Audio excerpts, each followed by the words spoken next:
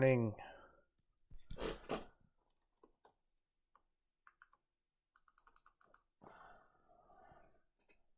All right, Henster, what's up? James, good morning. Paul, good morning. Shorts have complete control over these turds. 60K orders every 5 seconds. Yeah, I mean, we got some pretty decent action yesterday on 3 separate stocks, actually, throughout the day. So, yeah, maybe, maybe not. Maybe you just weren't trading the right stock or at the right time. Chad, good morning. Peter, good morning. KK, good morning. KK, Cali Kush. LB Trading, good morning. North Sale, good morning. Morgan, good morning.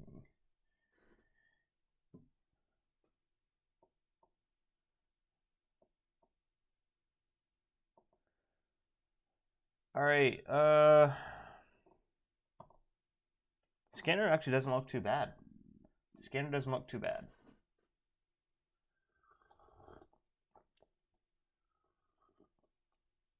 I almost missed my my alarm. I hit snooze and I don't remember hitting snooze.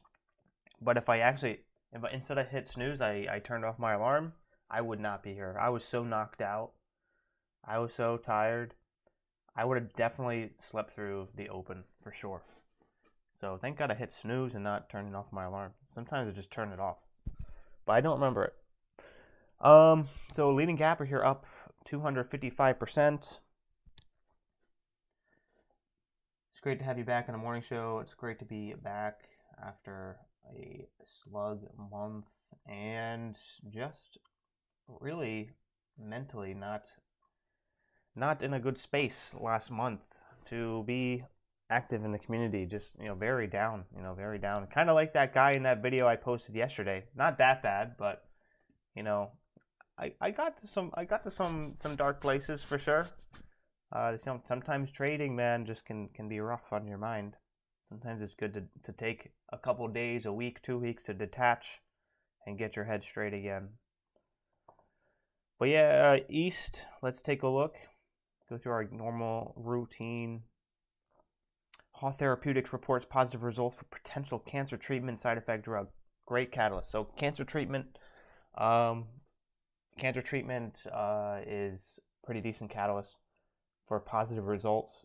So that's always been something that's at the higher end of the news catalysts that produce a nice move.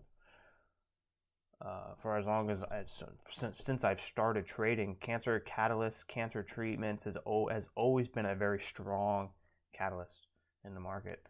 So East, hopefully it's not over, because it did just rip from 76 cents up to $3.15. 76 cents to $3.15. That's pretty good. Hopefully the move isn't over. The good thing, though, is that we closed above 75 cents. Never mind. I think we closed at... No, we closed at 76 cents. So that means the halt levels are not pinned to 15 cents down, 15 cents up. So this is going to be a relatively bigger halt band. So the halt bands are going to be bigger. And they're going to constantly be widening up as the price gets more expensive, because it's based off a percentage of the price and not fixated to 15 cents down, 15 cents up. If the stock price closes the previous day under 75 cents, then the stock has a band the entire day, except the first 5 minutes of the open and the last 30 minutes of the close. Other than that, the entire day, the stock is fixated to the 15-cent halt band. 15 cents down, 15 cents up. So actually a 30-cent halt band, which can really limit the trading price action. Less price action. It's just halting back to back to back. So East, good catalyst. Let's take a look here at a float. And we also have to check to make sure this is actually tradable on Charles Schwab. 1.61 million share float. Great. Hits our checks our box there. usually like under 20 million is what I like. Lower the better. And we can take a look here at the daily chart as well. So 1.61 million share float. Broke out of this this range here. $2 all the way up to $3.15. So it looks like we did have a reverse split there. I want the daily chart. Yeah, so we're not even. We're even way above this. Okay, so this is the weekly chart. I could pull up the daily chart, but I don't have it preset, so I don't really feel like making it right now. But it looks like we broke out of this area, and then we broke above this previous support, which was acting as resistance, which now is going to act as support again. Around 283. I wonder how this coincides here with the pre-market chart. Let's see if it was respected pre-market. Then maybe we'll have a level here at the top of this range where it previously rejected. Around 360, maybe 360. And then we have the next room is all the way up here at 630. And I don't think it's getting up to 630. But yeah, whatever. Who knows? So let's see what happened here. Okay. Yeah, so I guess it kind of coincided perfectly with that previous support. You can kind of see that it respected it. It came up a little bit above, but we did find resistance in this area.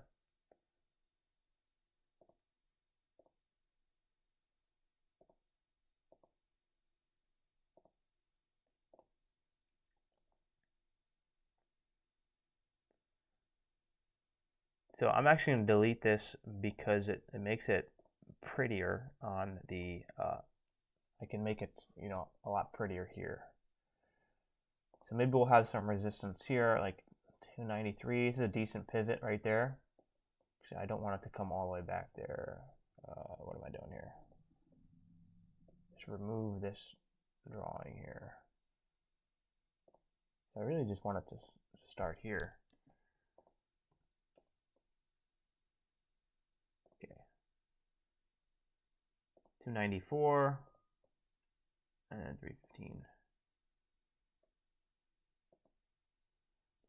So that's going to be our sort of pivot point. If we can hold this area here coming into the open, I guess you kind of have a little bit of a pivot here as well at 380, which is the top of the range. And then you also have the support down here at 260. If we break down, we're going to want to see a strong hold here around 260 over VWAP. We're not going to want to see this fade below VWAP, because then we're going to start getting to the point where we're getting a little bit too far off the highs. I like to keep it, within shooting distance of the highs.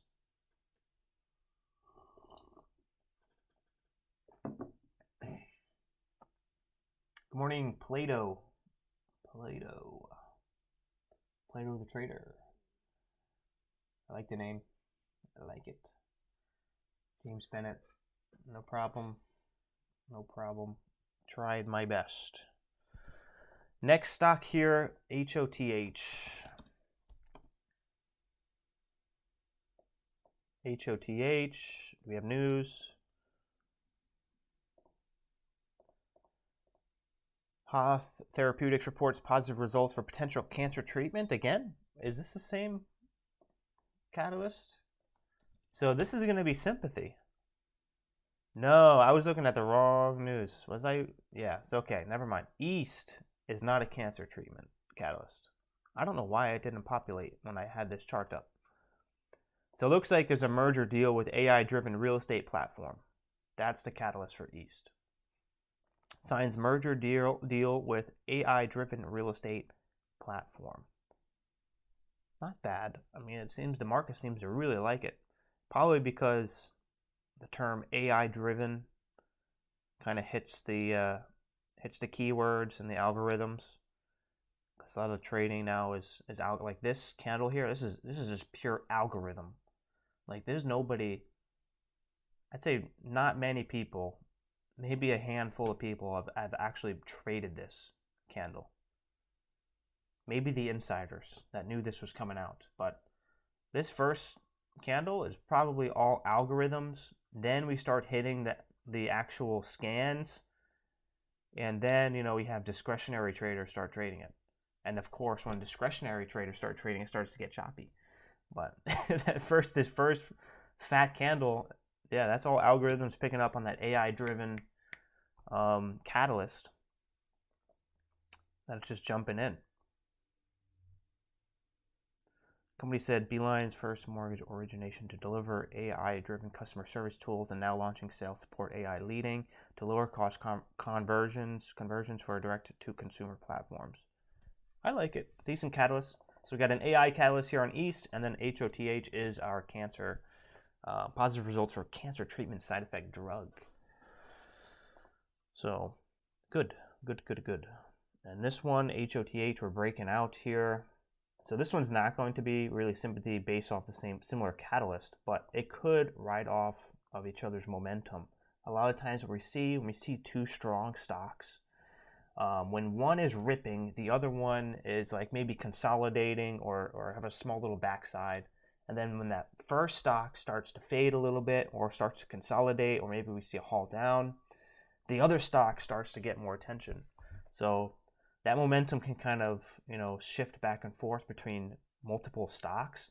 And that's kind of what we saw yesterday with it was Visa, FFIE, and was it like CNFR? They all had really strong breakouts, but they were not all at the same time. And you can tell that, when the first breakout ended, that second breakout just on that other stock was just starting to perk up and ready to go. And when that one was done, then finally the last one started to get some more attention and eventually breaking out. So it's very rare that we see two strong stocks at the same time, unless it's a really hot market. But so maybe today, we'll see one of these start to go, either East or HOTH, and then when it starts to fade a little bit, consolidate, the other one will start going. Which is good. Why is like sometimes, like when I see a strong move and maybe I miss it, or maybe even I nailed it, and then we get that first halt down. It's like I'm immediately shifting my eyes to the next stock that's getting attention, because if the stock's halted, nobody's trading the stock anymore. All the people who are trading that stock are now looking somewhere else. Where's the next move? Where's the next hot stock that's going to break out? And especially if it was a strong stock, people are anticipating that momentum somewhere else.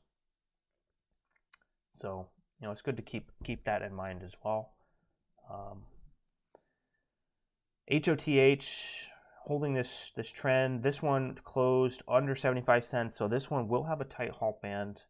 15 cents down, 15 cents up for the majority of the day. But doesn't mean we still can't do well. I think I've done very well on this stock. I've traded this stock many times. I think I'm net green on it pretty strongly.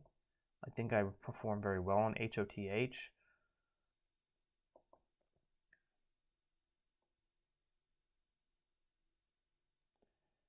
So on the daily, it looks really choppy. We're gonna want to see where we at, 120, 27. So this actually didn't top out at 127. Was this pre-market? Yeah, pre-market tops out all the way up at 195. I even have alerts from last time. These are not today's alerts. So 194 is going to be a huge level to break there. That could give us a lot of price action up into that level. So I could be relatively aggressive, maybe up until 194 if it is strong. And then after we break 194, maybe $2 and 206, maybe starting to ease off a little bit. That's of course if this is the high volume, high momentum stock. I'm sure we'll see some halts on this if it is.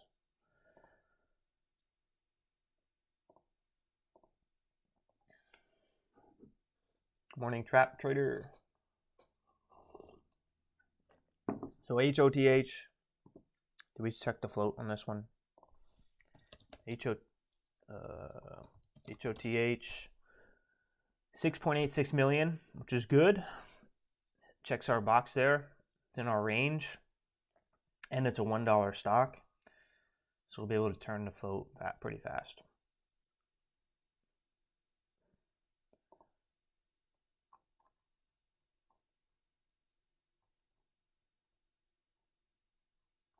APLD, people are calling out APLD.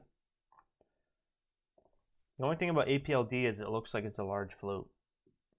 You can just tell by the price action, and as you get more experience, you'll tell. You'll be like, wait, this stock is not trading the same as what I'm used to, and you're gonna notice it's because of the float.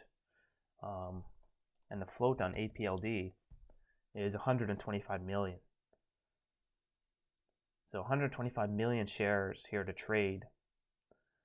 It's a huge supply, and it's going to be relatively tough to be able to sustain a lot of demand to really make a move that you would see something in a low float similar to either the stocks we had yesterday or East or HOTH.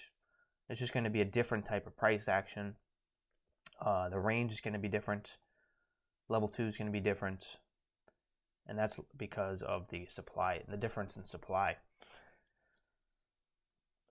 So what do we have after that? Let's check out FFIE. I think FFIE is in a decent area. Yeah, so we're consolidated near the highs here on FFIE through a previous high. So it's possible we could see another move through this area. So we had the high here at 650, 640, 648. So right under that psychological level of 650, maybe we could see either that opening surge or a dip and rip at the open into the break of this level. Then we have this pivot here relatively right after this of 650 or 660 maybe. And then after that, let's see.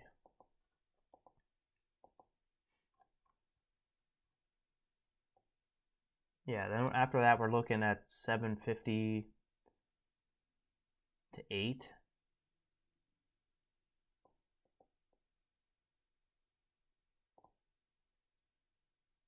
Yeah, so the next level will probably be around 8. But there's actually another level here, 727. We rejected this area. So you can tell like we were kind of bottoming out here for a higher low off of this low. We broke out of the range. Maybe we could have broke back over this previous pivot, but we're rejected. So it shows that there was resistance there. So let's put a line there just in case we might have resistance here around 727. And so what this means, what I'll use this for is like I'll be trading it up until that level. And then once we get to that 727 level, I would want to see how price is going to react. Either there's going to be resistance or there's going to be shorts that entered here that are going to be stopping out. So are shorts going to be adding to that position or are they going to be stopping out? It's the question, and that's how you can tell based on the price action. Is it going to be a snapping sort of price action? Or is it going to start to peter out around 727? Or is it going to snap to 750, snap to 780, up to 8? That means the shorts are covering. But we're a bit extended here. We dipped down to 345, bounced all the way up, larger time frame, all the way up to 640, 648. If we make it up to 730, that's pretty extended here. And we do have this level all the way up here at 1150. So there's going to be a lot of supply in this area from this previous day. Either longs are stuck, shorts looking to add into their position from a strong point. Maybe their average is up here at 9 or 10. That's a very strong entry, and that can give them that confidence to add into this bounce around 7, 750, 8, looking for that next move.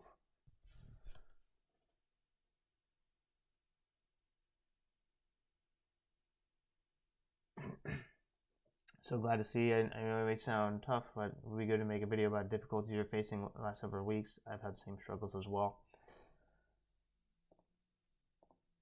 Yeah, maybe I could do a video on it. It was me placing too much emphasis, too much attachment on trading, and just getting too fixated. And I was just getting frustrated with like small losses, like irrelevant losses less than $100, and then it was causing frustration. And and then I was just trading on that frustration. It was affecting my pretty much my emotions all day. But I mean, it wasn't I didn't have any huge losses. I didn't have any like blow up days as far as in the market. But my performance, I guess, to the upside wasn't as good as I would like it. Still green on the month, but definitely less than what I'm used to, or what I'd like to be at.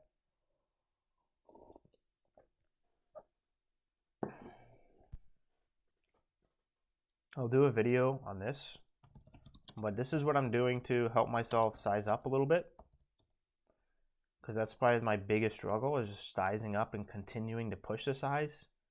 That's like the main thing that I was really frustrated about, is like I keep sliding back in my progress with sizing up. I get to the edge of my comfort zone. Maybe I'll go up a little bit more, and then I'll take a loss, and then I'll retreat too far back. So this has been my issue for years, like 2 years, since trying to size up. So this is what I've been doing past few days, which I'm going to continue to do. I don't think I can fit everything on the screen. So I have goals here. I have a problem. So my problem, not consciously pushing size, I keep sliding back. And once I get uncomfortable, solution, track average position size so I don't slide back. I have 4 goals here that I'm looking to achieve to kind of give myself that objective sort of mindset of, having something to work towards. I have my, I record the day, and then my average position size for the day, and then my profit and loss, and then my notes, like what is the momentum based on a scale of 1 to 10. And I'm looking, the main goal is just to slowly increase these values over time. So, as long as I'm doing well, I should be increasing this by, a factor of 10%, 15% every day. And not backsliding, because what I would do is I'd get up to maybe $3,000 position size, and then I'd take a loss, and I'd go all the way back down to 700, and then take another month to build myself back up, which, I shouldn't be doing that. I should be maybe only backsliding like 20% versus, to like 80%. And then I have my average position size for the month, and then I track this in a chart. So you can see the blue is my average position size. So I want to just see this consistently be trending up. I don't want a huge jump. I'd rather not have a huge jump, but I'd rather just have a nice, slow, steady. And then it should coincide here with my red, which is the profit loss, should also be slowly increasing as I'm increasing my position size. So this is what I'm doing to kind of keep myself on track, keep myself accountable with sizing up. Because my biggest problem, man, like I get to my edge of my comfort zone, I maybe take 1 loss, and then I retreat everything, like all the way back, like to like 100 shares. And it's just like, that's not, like, I can't keep doing that anymore. I can't keep doing that. I have to, if I need to size down, maybe size down 20% at most, not sizing down 80%. So that way, I'm right back to where I was when I start to get into my mojo again. When I start to, get some good trades. So, that's kind of the gist of what I've been going through, and how I've been wanting to change my trading.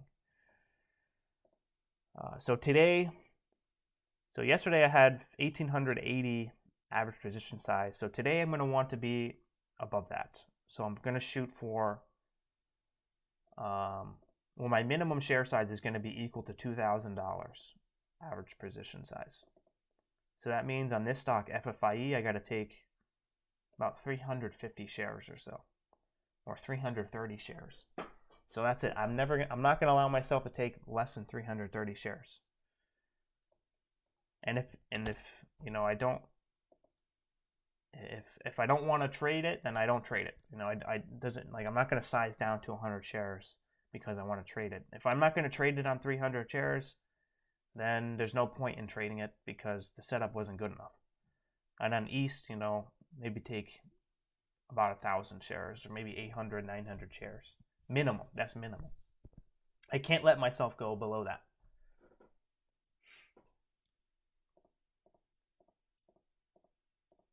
And then, you know, as I grow, you know, then it just gets a little bigger and bigger over time. So we got about a minute. Good luck. Gonna be watching, you know, East, you know, right around the VWAP here. Maybe we see a dip in a surge. I like HOTH here coming to the open. We have some good volume profile. East seems to be consolidating a bit. Let's see the volume. Yeah, East is a little bit lower volume than HOTH. So I'm gonna be watching HOTH here for the open. Good luck, and I'll catch you guys later. Stay calm, cool, and collected, follow your rules, and yeah, you know what to do. So do what you do best, get green, and have a great day. All right, peace.